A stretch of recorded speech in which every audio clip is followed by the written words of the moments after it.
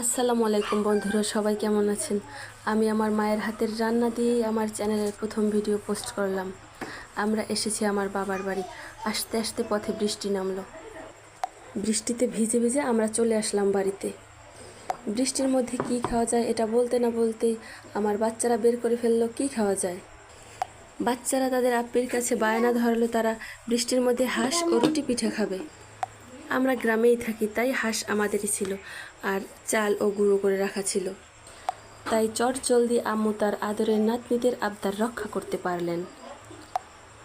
যদিও খুবই তাড়াহুড়ো করে কাজগুলো করা হলো, তবুও অনেক টেস্টি হয়েছে। মায়ের হাতের রান্না বলে কথা। আমার কাছে আমার মা পৃথিবীর সেরা রাঁধুনি।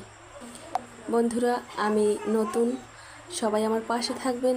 কীরকম হয়েছে আমি জানি না, সবাই আমাকে জানাবেন। সবাই আমার চ্যানেলটি সাবস্ক্রাইব করবেন।